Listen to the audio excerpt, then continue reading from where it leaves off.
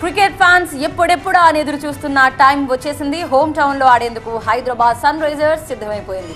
మరికొన్ని గంటల్లోనే ముంబై ఇండియన్స్ తో తలపడి తొలి విజయాన్ని ఆదుకునేందుకు తహతలాడుతోంది. ఇందుకు సంబంధించి ఉప్పల్ స్టేడియంలో అన్ని ఏర్పాట్లు పూర్తయ్యాయి. 39,000 మంది ఒకేసారి మ్యాచ్ చూసేలా భారీ బందోబస్తు ఏర్పాటు చేశారు అధికారులు.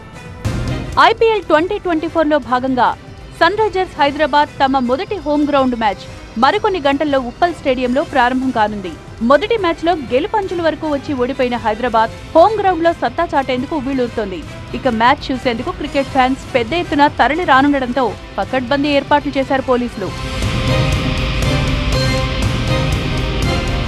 హైదరాబాద్ వర్సెస్ ముంబై మ్యాచ్ కి భారీ బందోబస్తు ఏర్పాటు చేశారు పోలీసులు. 39,000 మంది ఒకేసారి మ్యాచ్ ను వీక్షించే ఏర్పాట్లు పూర్తయ్యాయి. 2,500 మంది పోలీస్ బందోబస్తు నడుమ మ్యాచ్ జరగనుంది. అలాగే స్టేడియం లోపల బయట మొత్తం 360 సీసీ కెమెరాలు ఏర్పాటు చేశారు. కమాండ్ కంట్రోల్ రూమ్ ద్వారా సెక్యూరిటీ మానిటర్ చేయనున్నారు అధికారులు. ఇక షీ టీమ్స్ తో పాటు ఆక్టోపస్ టీమ్స్ కూడా బందోబస్తులో ఉంటాయి.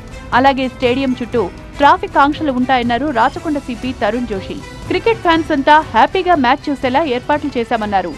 हमारी ट्रैफिक पुलिस, हमारी शीट टीम्स, हमारी क्राइम टीम्स, हमारे एआर स्टाफ, वज्रा व्हीकल, हमारे माउंटेड पुलिस जो कि घोड़े पर सवार रहते हैं, और उसके अलावा बाहर से ऑक्टोपस और बटालियन फोर्सेज आ रही हैं.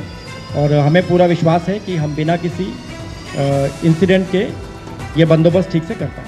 మరోవైపు ఏప్రిల్ 5న ఉప్పల్లో జరగనున్న హైదరాబాద్ వర్సెస్ చెన్నై మ్యాచ్ టికెట్ల వ్యవహారం హాట్ టాపిక్ గా మారింది.